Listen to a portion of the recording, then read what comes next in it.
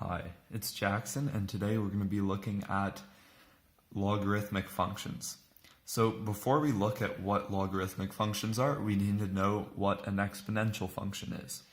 So this line in green is representative of an exponential function, which is y equals 4 to the exponent x. So as you can see, in terms of domain, x goes towards positive and negative infinity, and in terms of range, y goes towards positive infinity. However, there is an asymptote at y equals 0 that limits its negative infinity range. So now that we know what this is, we should know that a logarithmic function is essentially an inverse exponential function. So what we do in order to get an inverse is we take this function and we swap the x and y values. So as you can see here, this function is x equals 4 to the exponent y. So we have swapped the variables, and in turn we have swapped each point. So every x value has been swapped with its y value on its table of values. So this results in this line, which as a result has an asymptote at x equals 0, a vertical asymptote, and as a result the domain is limited where it has to be greater than 0. And now all of a sudden now the range can go to positive or negative infinity. So while this represents the inverse of the original exponential function, it also represents a logarithmic function. And that logarithmic function is y equals log to the subscript 4 to the x.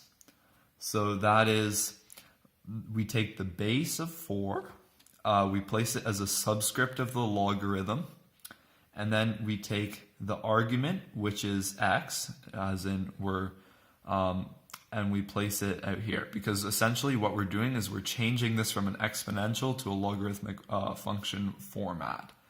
So instead of solving for x, we are now going to solve for y. So we place the y here, we solve for x, and then we take the base 4 and put it as a subscript. So both of these are both equivalent, and they both result in this relationship.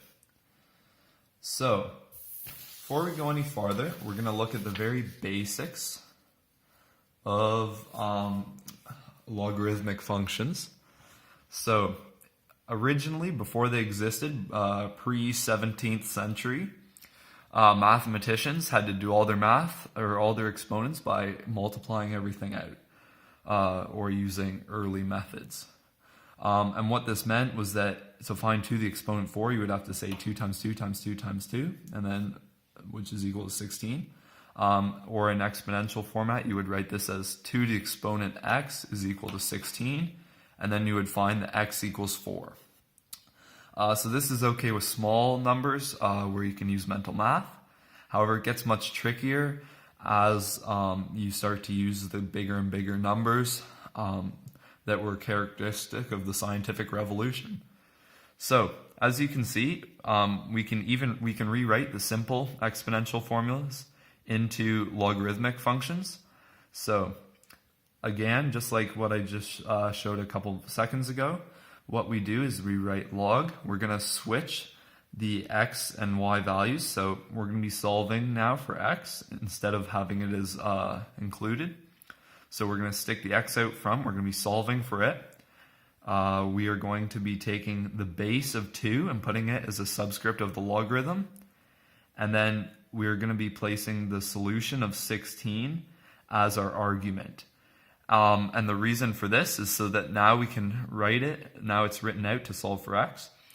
As we swapped the x and y values, remember they're inverse. And this would read as 2 to the exponent of x equals 16. So we're trying to find what the exponent is. And Using technology, we can very quickly find that the log of log 2 to the 16 is equal to x equals 4.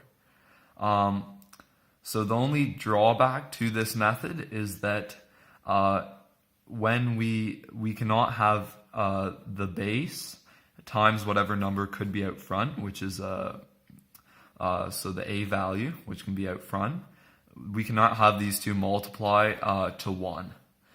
Because if this is the case, any exponent will always result in the solution being 1, so it won't work. So if we look at another example here, we have 21 to the exponent 3, which equals 9,261. So we can rewrite this as an exponential as 21 to the x is equal to 9216. And if we want to convert this into a logarithmic function from an exponential function, we would rewrite it. So now we want to solve for x. The solution of the exponential, which is 9,216, is placed as the, sorry, I made a little mistake there. That would be 9261, not 9216. 9261, 9261, there we go. So the solution of 9261 would now become the argument, and the base of 21 would become the subscript of the logarithm. So we would now have the base of 21, so 21 to the exponent of x is equal to 9,261. So using technology, a calculator, we can very quickly find that x is equal to 3. So this becomes super helpful if we look at a question where we don't already know what x is. So this is exponential form, 21 to the x is equal to 1,500. And we have no clue what x is. So what we do is we set it to a logarithm function. So we take the solution, we set it as the argument. We are now going to solve for x, and we are going to put the base as the subscript of log. So now we can say that 21 to the exponent of x is equal to 1,500. And we already know that this won't be a whole number. And without this method, we wouldn't be able to get much farther. However, with the logarithm function, we can find non-whole number exponents, which in this case, x would be equal to approximately 2.4. So as you can see, this would have been super helpful to, continues to be super helpful to people in science and math. So now, if we already looked at the difference between an exponential and a logarithmic function and how they are inverse of each other and separated by the line y equals x, but we can obviously also make them equal each other through manipulation. So if we start out with the function x, the exponential function, x to the exponent 4 is equal to 1/4 to the exponent y. We already know the first step. The first step is to switch the variables. So we want to solve for y instead of x. So we could write it as y to the 4 is equal to 1/4 x. And then if we want to finish off putting it into logarithmic form, we know that we're trying to solve for y, so we put y is equal to 4, which is a vertical stretch factor that multiplies the function. So y is equal to 4 log subscript 1/4, so we take the base down, and then the exponent x is the argument. This becomes the argument, so the solution becomes the argument. So these are equivalent. But if we graph them, we notice a slight issue all of a sudden. As you can see, this very faint green line is representative of the logarithmic function, while the purple represents the exponential. And as you can see, they're not equivalent. But the reason for this is simply because, as we remember, there's an asymptote at at x equals 0 when there's no horizontal translations applied, and as a result x must be greater than 0. So if we look at it like this, we can tell that they are actually in fact equivalent. So moving on, we're now going to look at some basic transformations, because while they may look a little different, logarithmic functions are in essence this regular function. So first we can look at a vertical stretch, which we just touched on. So we're going to again go off the original function of y equals log 4 to the x. And we're just going to add a 2 out front. So this represents a vertical stretch by a factor of 2. And what this means is that if we ignore the green line, we're going to ignore this. This function would all of a sudden have it would increase its altitude at a quicker rate. So what this means is the function would lose its original x-intercept and become elevated. So it would follow like that and remain higher.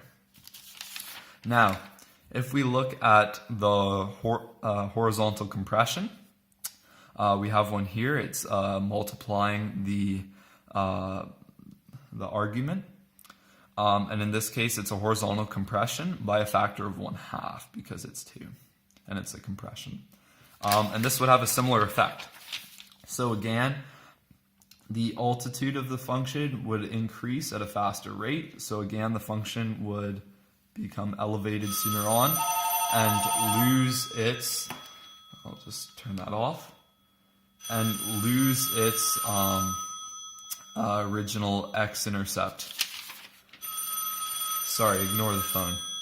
Now, if we look at the final couple of translations, the one can be a horizontal translation. So in this case, we take we are going to be translating left 2 units, as you can see, by x plus 2. So this would translate the whole function left 2. It's pretty simple. So again, ignore the green. So this purple function would be moved over 2. So that would mean that the asymptote would now be at -2, while the x-intercept would be at -1. So this would represent a case where x can be less than 1, but still greater than its asymptote. And then the final translation that can be applied is vertical translations.